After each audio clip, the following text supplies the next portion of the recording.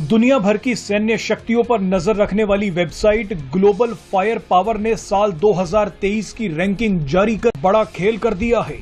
सैन्य ताकत के मामले में भारत ने चीन को जबरदस्त तरीके से चुनौती देनी शुरू कर दी है। 19th century UK, 20th century America and 21st century India. जो मैंने आपको पॉइंट कहा, पहले उस पॉइंट की बात करते हैं कि वो कौन सा पॉइंट है कि जिसमें चाइना पीछे रह गया है और इंडिया आगे। भारत का बजट टोटल कितना है? $72 बिलियन। 72 बिलियन। हमारा पाकिस्तान कितना? 8.5 बिलियन। उनकी फौज की तादाद कितनी? 6 गुना हमसे ज्यादा है।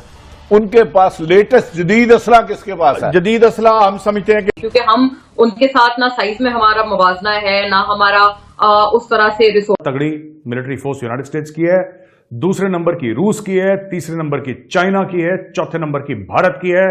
यही 4 हैं मेन। बाकी तो पाकिस्तान की टॉप 10 में बॉटम 3 में होगी, बस 7-8 ऐसी होगी पाकिस्तान की।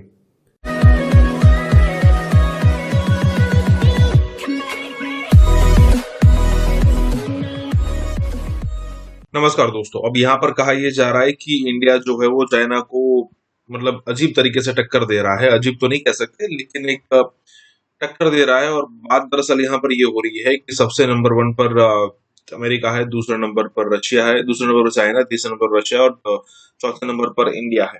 कहने की बात यह है कि इंडिया कंसिस्टेंटली अपना चौथा नंबर बनाए रखे है और इंडिया का बजट जो है वो हर सालाना बढ़ता जा रहा है। अब यहाँ पर बात हो रही है कि इंडिया का बजट तकरीबन 70 से 80 और आने वाले दिनों में 90 से 100 बिलियन डॉलर होने वाला है। अब एक बात अलग है कि उसमें से अच्छा खासा पैसा जो है वो सैलरी और पेंशन में जाता है, लेकिन इतना बड़ा बजट खुद में ही बहुत बड़ी बात है कि अगर आप इतना पैसा सैलरी और पेंशन में देते हैं तो उसका मतलब यह है कि आपके पास कितनी बड़ी आर्मी है, कितनी बड़ी सैन्य शक्ति है। कहने का मतलब यह है कि 19वीं सेंचुरी अगर आप देखो तो वो थी यूके की, 20वीं सेंचुरी थी अमेरिका की और तीसरी 21st सेंचुरी जो है वो इंडिया की होने वाली है। इसी के साथ ये वीडियो शुरू करता है।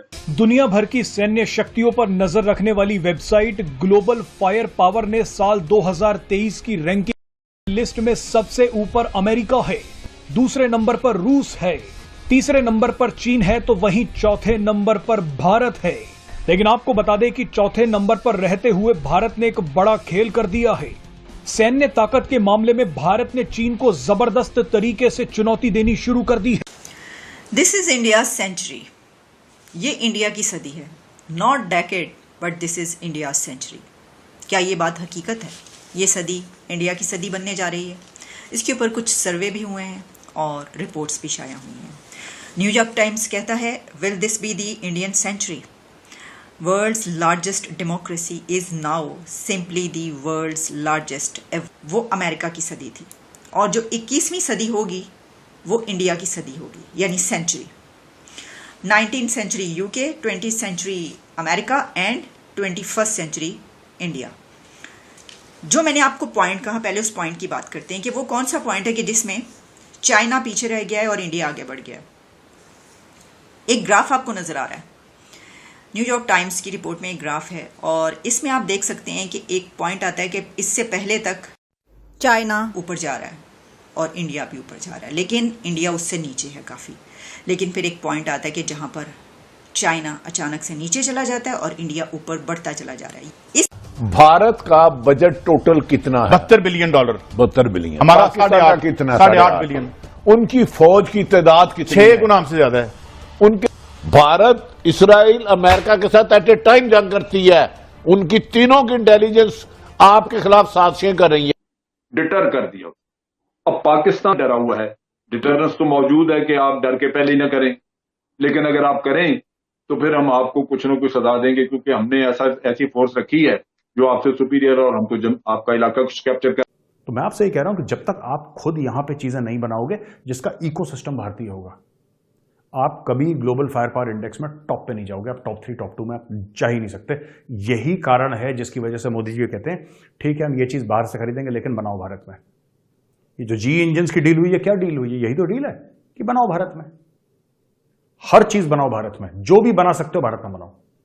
अब धीरे धीरे ये हो गया है कि फौज को बोल दिया है कि इतने आइटम हैं नेगेटिव लिस्ट में, यानी कि ये आइटम आप इंपोर्ट कर ही नहीं सकते, आप कर ही नहीं सकते इंपोर्ट। पहले आर्मी कहती थी कि ये हमें आइटम चाहिए, वो इंपोर्ट हो जाता था, मोदी ने मना कर दिया, बोला कि यहीं पे बनाओ भारत में। और भारत में बोला कि प्राइवेट कंपनी, सरकारी कंपनी बनाएंगे तो ऐसे ही बनाएंगे, फिर वो आपको पता ही है सरकारी कंपनियों का क्या खेल होता है। तो बोला प्राइवेट पार्टीज को बोलो, आप प्राइवेट पार्टीज बना रही हैं। हर एक बड़े इंडस्ट्रियल हाउस, मतलब you go and you find that यहाँ पे प्राइवेट प्लेयर्स हैं, जबरदस्त प्राइवेट प्लेयर्स हैं जो कि क्वालिटी गुड्स बना रहे हैं। बाहर वाले लोगों से वो लोग टाई अप कर रहे हैं और एक्चुअली क्वालिटी का सामान बना रहे हैं जो कि भारत के लिए बहुत। एयरक्राफ्ट कैरियर की बात करें तो भारत के पास 2 हैं, पाकिस्तान के पास एक भी एयरक्राफ्ट अपने सभी युद्ध अभ्यास दिसंबर तक के लिए कैंसिल करने पड़ गए हैं। इसका कारण यह है कि पाकिस्तानी सेना के पास ईंधन ही नहीं बचा है। लेकिन दूसरी तरफ भारत लगातार दुनिया भर में युद्ध अभ्यास कर रहा है। भारत लगभग रोज ही नई नई मिसाइलों का परीक्षण कर। इंडिया की आईआईटी और दूसरे जो उनकी यूथ है, वो जब किसी दूसरे कंट्री में जाती है तो उनको डिमांड किया जाता है कि हमें ये चाहिए ताकि वहाँ पे जो पढ़ाया जाता है वो हमें पता चल सके, इनकी कैपेबिलिटी से हम फ़ायदा उठा सकें। ये हो चुका है अब दुनिया में। और इसी के साथ टेक्नोलॉजी, इकोनॉमी, आप देखिए कि इस वक्त पूरी दुनिया पर कौन रूल कर रहा है? भारत की यूथ। पूरी दुनिया की टेक कंपनीज के सीईओज कौन हैं? भारत के नौजवान। और सिर्फ यही नहीं बल्कि उन कंपनीज में उनसे नीचे भी काम करने वालों की बड़ी तादाद भारतीय नौजवानों की है। अच्छा, इसी से जब हम थोड़ा सा नहीं बल्कि बहुत ज़्यादा आगे बढ़ते हैं तो हम ये देखते हैं कि ये तो सिर्फ टेक कंपनीज तक बात नहीं रही, ये बात तो पहुंच चुकी है 10 डाउनिंग स्ट्रीट से लेकर वॉशिंगटन डीसी तक। क्योंकि हमें इस वक्त जो हुकूमतें कर रहे हैं दुनिया पर, उनमें वाइस प्रेसिडेंट से लेकर और जितने बड़े बड़े ओहदे हैं उन पे इंडियन लोग ही नज़र आ रहे हैं। आप ऋषि सुनक से शुरू हो जाइए और पहुंचिए आप कैमला हारिस तक। न्यूक्लियर सबमरीन्स बना रहा है वो तो इंडिया में बना ही रहा है, लेकिन भारत को जिस लेवल पे चाहिए ना कि हमें ये भी चाहिए, ये भी दे दो, ये सब भारत फ्रांस से ले रहा है टेक्नोलॉजी। लेकिन बनेगी कहाँ पे?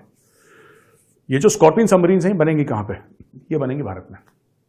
ऐसा नहीं कि फ्रांस ने बना दिया, हमने चेक काट दिया और फिर फ्रांस से ये तैर के यहाँ पे आ गई है, come all the way from France to India. No, they will be made in India. French technology Bharat में। अब आप समझ लीजिए ये जो भारत कर रहा है इससे कितना बेनिफिट होने वाला है भारत को। आपके पास टेक्नोलॉजी आएगी, पहला बेनिफिट। दूसरी चीज, उसके जो पार्ट्स हैं वो भारत में बनेंगे और धीरे धीरे भारत में इकोसिस्टम डेवलप होगा। ये उससे कितने जॉब्स क्रिएट होंगे और कितने लोगों की लाइफ जो है, जिसको कहते हैं स्टैंडर्ड ऑफ लिविंग, वो ऊंची चली जाएगी इसकी वजह से। तो ये है जिसको हम कह रहे हैं कि अलग अलग चीजें खरीद रहे हैं। जहां मोदी जी जाते हैं, अच्छा बात करी तुमसे, वो ले रहे हैं प्रेडेटर ड्रोन्स अमेरिका 31 ले रहे हैं, $3.5 अरब का। अच्छा एक बात बताओ, इंडिया में उसको असेंबल करो, इंडिया में उसकी मेंटेनेंस होगी और उसके कौन कौन से पार्ट्स हैं जो इंडिया में बन सकते हैं ये बताओ, और कितना ट्रांसफर ऑफ टेक्नोलॉजी करोगे ये बताओ।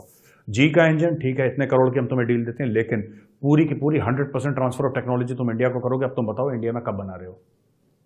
That's it, that is it.